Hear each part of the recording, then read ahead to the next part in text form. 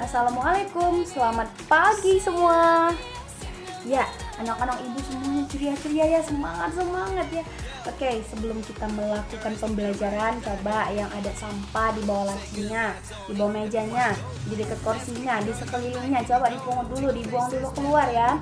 Kenapa kita selalu mengutamakan kebersihan? Karena kebersihan itu sebagian dari, benar sekali, dari iman. Oke, ada yang bisa membantu ibu untuk memimpin doa? Ya, silakan Tono. Kita berdoa dahulu ya. Silakan Tono. Oke, terima kasih Tono, silakan kembali. Oke, ibu mau absen dahulu ya. Lia, Sinta, Riko, Tono, Andi. Oke, kita kali ini akan belajar tentang ciri-ciri makhluk hidup. Coba dikeluarkan buku dan penanya ya. Saya semua ya, ibu akan menjelaskan tentang ciri-ciri makhluk hidup. Sebelum ibu menjelaskan ciri-ciri makhluk hidup, coba ibu mau tanya, ciri-ciri makhluk hidup itu apa saja? Ya, Sinta, apa Sinta? Ya, benar sekali. Oke, ciri-ciri makhluk hidup itu, kata si Sinta ini adalah bergerak, bernafas, dan berkembang biak. Tapi ciri-ciri makhluk hidup ini tidak hanya itu saja, masih ada yang lain. Oke, jadi dengarkan ya, ibu akan jelaskan ya tentang ciri-ciri makhluk hidup.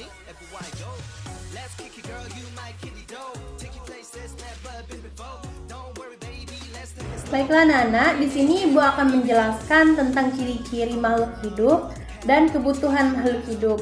Yang pertama, makhluk hidup itu membutuhkan makanan dan minuman untuk mempertahankan hidupnya. Jika makhluk hidup tidak makan dalam berhari-hari, maka akan mati. Yang kedua, Ibu akan menjelaskan makhluk hidup itu berkembang biak. Untuk apa makhluk berkembang biak? Untuk melestarikan keturunannya. Nah, ada hewan yang berkembang biak dengan beranak. Contohnya sapi, kambing, kucing, dan lain-lain. Ada juga hewan yang berkembang biak dengan cara bertelur. Contohnya ayam, bebek, dan lain-lain. Nah, selanjutnya perkembangbiakan tumbuhan. Ada yang secara alami dan ada yang secara buatan. Contoh pertumbuhan secara alami itu pada tumbuhan pisang dengan melalui tunas. Ada juga perkembangbiakan secara alami melalui biji, contohnya yaitu mangga, rambutan, dan lain-lain. Nah, ada juga perkembangbiakan secara buatan yang dilakukan dengan cangkok dan steak. Nah, yang ketiga, kita akan membahas tentang makhluk hidup itu tumbuh dan berkembang. Nah, di sini Ibu menggunakan gambar untuk menjelaskan pertumbuhan pada makhluk hidup. Di sini ada pertumbuhan atau perkembangan pada manusia, mulai dari bayi, anak balita, anak-anak, remaja, dewasa, dan lansia. Nah, ada juga pertumbuhan pada hewan. Di sini Ibu mengambil contoh pertumbuhan pada ayam, mulai dari telur, anak ayam, ayam muda, dan ayam dewasa. Nah, selanjutnya pula pertumbuhan pada tumbuhan. Di sini mulai dari biji, tunas, kecambah, tumbuhnya akar, dan tumbuhnya daun. Nah, yang keempat, kita akan membahas bahwa makhluk hidup itu bernafas. Manusia yang bernafas menggunakan paru-paru dengan menghirup oksigen yang terkandung di dalam udara. Lalu manusia akan mengeluarkannya melalui karbon dioksida dari tubuh. Nah, ada juga hewan yang bernafas menggunakan paru-paru dan insang. Nah, hewan laut itu bernafas menggunakan insang, contohnya ikan. Tetapi ada juga hewan laut yang bernafas menggunakan paru-paru. Contohnya apa? Contohnya hiu dan lumba-lumba. Nah, selanjutnya ada juga hewan yang bernafas menggunakan kulitnya. Contohnya apa? Contohnya cacing tanah. Cacing tanah itu menggunakan kulitnya. Nah, Ada juga tumbuhan. Tumbuhan itu bernapas menggunakan pori-pori dari permukaan daun. Pori-pori itu bisa disebut dengan stomata atau mulut daun. Nah, yang kelima kita akan membahas tentang makhluk hidup itu bergerak. Nah, kita sebagai manusia kan bisa bergerak. Kita bergerak kaki, bergerak tangan. Selanjutnya ada hewan yang bergerak. Contohnya di sini kita ambil burung. Burung itu bergerak menggunakan sayapnya untuk terbang. Nah, ada juga ikan yang bergerak menggunakan siripnya untuk berenang. Sedangkan harimau, kucing, kambing, dan lain-lain itu bergerak menggunakan kakinya. Nah, ada juga tumbuhan. Tumbuhan di sini juga bergerak, tetapi hanya mengikuti arah datangnya sinar matahari, tidak untuk tempatnya. Contohnya, ada pohon jambu di halaman rumah kita. Nah, pohon jambu itu tidak bisa berpindah ke halaman tangga, hanya ada di halaman rumah kita saja. Nah, yang keenam kita akan membahas tentang makhluk hidup itu fakta terhadap rangsangan. Nah, di sini ibu ada contoh gambar putri malu. Tumbuhan putri malu di sini itu menunjukkan bahwa tumbuhan putri malu peka terhadap rangsangan. Dia akan menutup daunnya apabila disentuh. Selanjutnya ada hewan ulat kaki seribu yang akan menggulung tubuhnya apabila terkena sentuhan. Nah, saya akan menjelaskan pengelompokan hewan berdasarkan tempat hidupnya.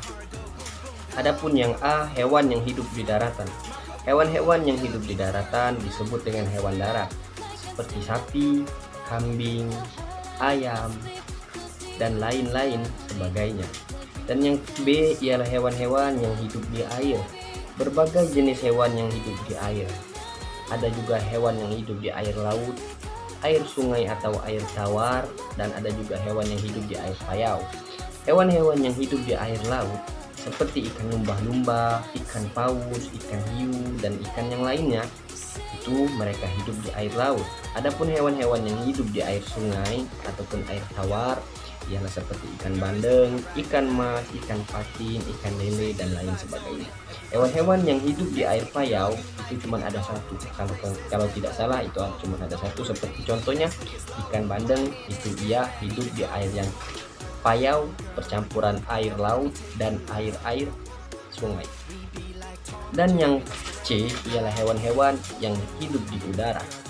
Hewan-hewan yang hidup di udara seperti serangga ataupun burung-burung itu mereka hidup di udara, seperti lebah, lalat, nyamuk, merpati, dan lain sebagainya. Yang kedua ialah pengelompokan hewan berdasarkan cara bergeraknya. Yang A, hewan yang bergerak menggunakan kaki. Ada hewan yang bergerak menggunakan kaki. Ada yang menggunakan 2 kaki dan ada juga yang menggunakan 4 kaki. Yang hewan-hewan yang menggunakan 2 kaki seperti ayam, bebek, dan lain-lain sebagainya. Dan ada juga hewan-hewan yang menggunakan 4 kaki seperti kambing, sapi, kucing, dan lain sebagainya. Dan B ialah hewan-hewan yang bergerak dengan sayapnya. Hewan-hewan yang bergerak dengan sayapnya untuk terbang, bergerak dengan sayapnya untuk terbang seperti kupu-kupu, nyamuk, lalat, burung. Adapun burung penguin adalah hewan yang memiliki sayap, akan tetapi sayapnya tidak digunakan untuk terbang. Hal ini karena sayap penguin tidak berkembang sempurna. 3 ialah pengelompokan hewan berdasar jenis makanannya. Yang A, hewan pemakan tumbuhan. Kambing, kelinci, kuda merupakan hewan pemakan rumput. Adapun burung pipit, merpati merupakan pemakan biji-bijian. Kupu-kupu dan lebah ialah pemakan nektar. Nektar adalah cairan manis pada bunga. Keduanya memiliki alat hisap untuk menghisap nektar dari bunga. Yang B ialah hewan pemakan hewan lain. Hewan pemakan daging misalnya seperti harimau, buaya, ular, dan elang. Ia memakan hewan lainnya, memakan daging lainnya.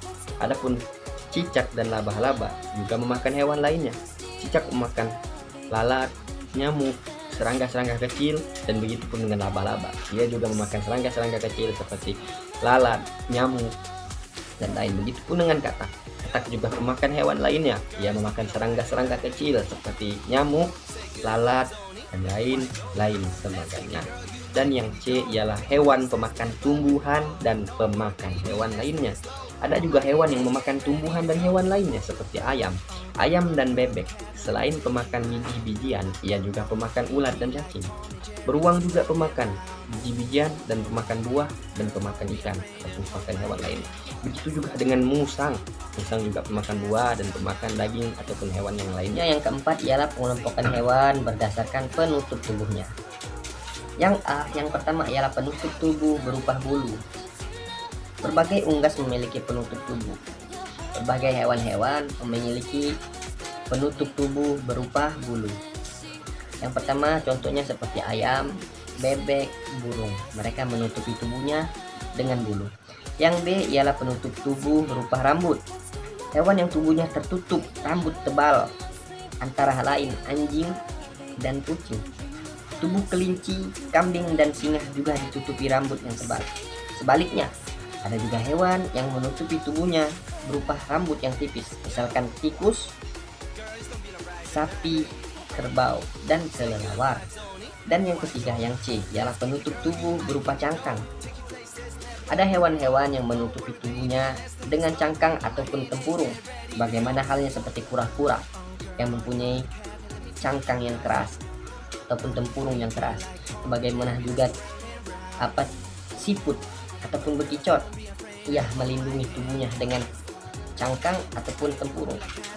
Hewan yang memiliki cangkang yang bertubuh lunak, cangkang yang keras akan melindungi tubuhnya yang lunak.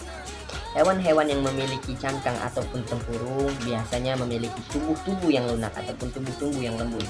Dengan cangkangnya yang keras, dengan tempurungnya yang keras, ia melindungi tubuhnya daripada gangguan-gangguan hewan yang lain.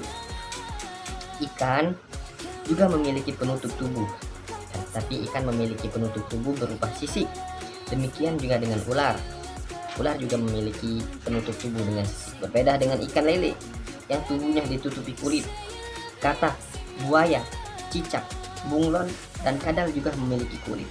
Kulit melindungi tubuhnya dari panas dan dingin. Kulit bunglon bahkan digunakan untuk menghindari pemangsanya. Caranya dengan berganti-ganti warna kulit. Baiklah, saya akan lanjutkan. Yang kelima, pengelompokan hewan berdasarkan cara berkembang biaknya, yaitu ada dua, yaitu secara bertelur dan melahirkan. Yang pertama yang bertelur adalah melalui proses dia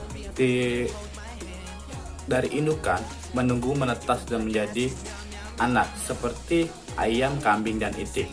Yang kedua adalah melahirkan itu melalui proses mengandung yang cukup lama lalu dilahirkan, seperti yang kita temui seperti kucing, sapi, dan kambing. Baik, yang keenam, kelompokan tumbuhan berdasarkan keping biji, yaitu menjadi dua, yaitu monokotil dan dikotil. Monokotil yang berkeping biji satu seperti padi, salak, dan tebu. Sedangkan yang monokotil yaitu berkeping biji dua seperti mangga, kacang, dan jambu. Baik, yang ketujuh, pengelompokan tumbuhan berdasarkan akar yang terbagi menjadi dua, akar serabut dan akar tunggal.